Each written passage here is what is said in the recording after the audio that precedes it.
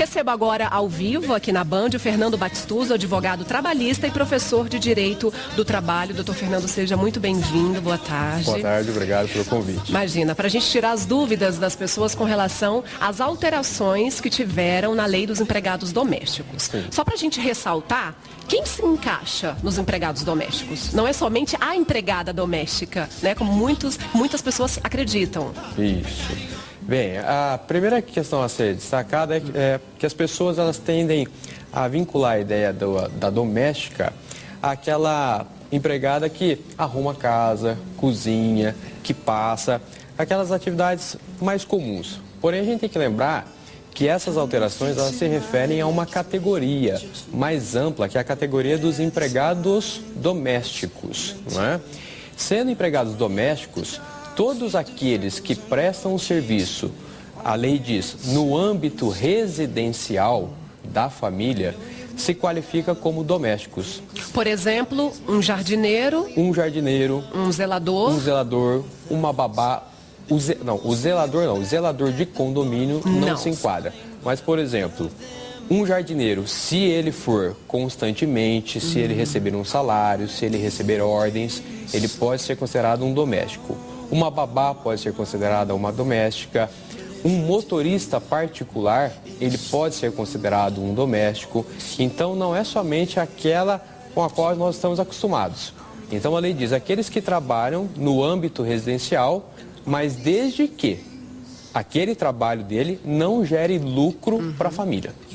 Então, por exemplo, aquele tipo de trabalhadora que auxilia a patroa a fazer, por exemplo, refeições para vender para terceiros, essa ela já deixa de ser uma doméstica, porque a atividade dela está gerando lucro para a família. Então, a atividade do doméstico, para que ele seja doméstico, não pode gerar lucro, mas não é só aquela que a gente está acostumado. Entendi. Só para a gente ter uma ideia, segundo a agência Senado, no país são 7,2 milhões de brasileiros que se encaixam aí como empregados domésticos. Cerca de 90% são mulheres que ganham menos da metade da média dos salários dos trabalhadores. Ou seja, doutor, a lei foi alterada no momento certo, né? Eu não sei por que as pessoas estão tão indignadas, porque na verdade essa alteração, essas mudanças, esses trabalhadores domésticos, eles vão se enquadrar com os demais trabalhadores. Sim. Eles vão ganhar os mesmos, ter os mesmos direitos. Perfeito.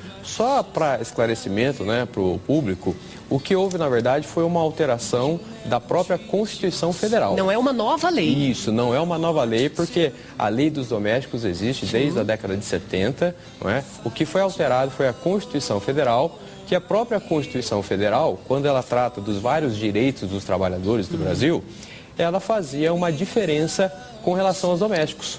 Então, ela dizia expressamente que os domésticos não tinham alguns direitos que os outros trabalhadores sempre tiveram desde 1988. Com essa proposta de emenda constitucional, ou seja, de alteração da Constituição, agora foram equiparados domésticos aos trabalhadores urbanos comuns, como a gente chama. Direito que todos nós temos. Isso, o direito que todos têm. Né? Vamos para as ruas? Muitas dúvidas. Salta a primeira. Meu nome é Josélia dos Santos. Eu queria saber qual a diferença entre a diarista e a doméstica. Essa pergunta é boa. Explica pra gente, doutora, a partir de quantos dias por semana essa pessoa é considerada uma diarista e ela é considerada já uma empregada doméstica? Sim, essa é uma das dúvidas que vem persistindo com relação ao direito do trabalho há muito tempo, não é? Como muitos casos chegaram à justiça nos últimos anos no Brasil, a justiça ela foi definindo alguns parâmetros, não é? Então, o que hoje está praticamente já pacificado, decidido, é que aquela trabalhadora que presta serviço até 2 dias na semana, muito provavelmente ela será considerada como diarista. De 3 dias para mais, ela será considerada doméstica, empregada doméstica. Qual é a diferença? A diarista, ela tem que ser encarada como uma autônoma. Então, ela não tem direito aos direitos trabalhistas. Então, a questão dos dias está nesse sentido. Até 2 dias, diaristas. De 3 dias acima, doméstico. É esse o entendimento que está prevalecendo. Como ficam as horas extras, doutor?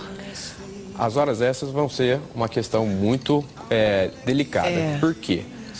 As domésticas não tinham jornada de trabalho. Agora elas passam a ter, que a jornada padrão do brasileiro é de 8 horas. Certo. Não é? Então, por lei, todo aquele que excede 8 horas ele tem direito a receber um adicional de no mínimo 50% sobre o valor da hora. A questão é, a doméstica ela vai ter que cumprir 8 horas e pronto. Se ela ultrapassar esse horário, o patrão, a patroa, vai ter que pagar um adicional de horas extras. A grande questão que se discute é como que vai se provar que ela trabalhou a mais. O que muitos especialistas vêm recomendando é que o patrão ele compre um livro, chamado um livro ponto, em que ele e o empregado, tanto quando ele chegar, quando ele parar para o almoço, voltar do almoço e encerrar o expediente ao final do dia, que os dois assinem. Essa é talvez uma ferramenta para provar que fez ou que não fez hora extra. Porque se ultrapassar as 8 horas, vai ter que pagar. Certo, vamos para o intervalo, doutora? Bem rapidinho, na volta a gente continua batendo esse papo para você, tá? Não muda de canal não, que eu já volto. Superútil já está de volta, nosso bate-papo falando sobre as alterações na lei do empregado doméstico com o doutor Fernando Batistuso. Doutor, o quanto aumenta para o empregador? Que eu acho que é uma dúvida frequente também das pessoas, né? O quanto mais eu vou ter que gastar? O principal custo direto já de início é com relação ao FGTS, porque as domésticas não tinham direito ao FGTS, o patrão ele pagava se quisesse, era facultativo.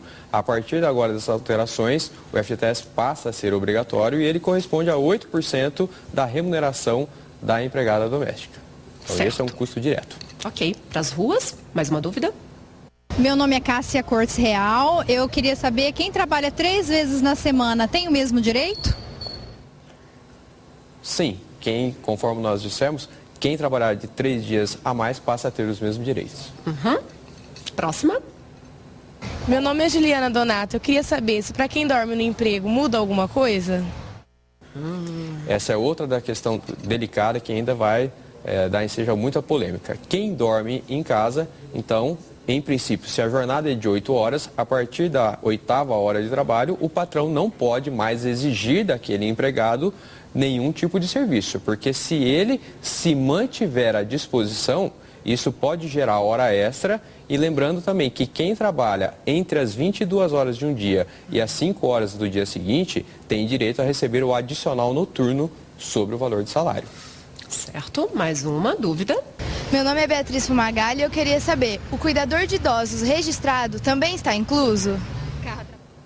Sim, também está incluso, que enquadra como doméstico por trabalhar ali naquele âmbito da casa da família. Está incluso, sim. Mais uma.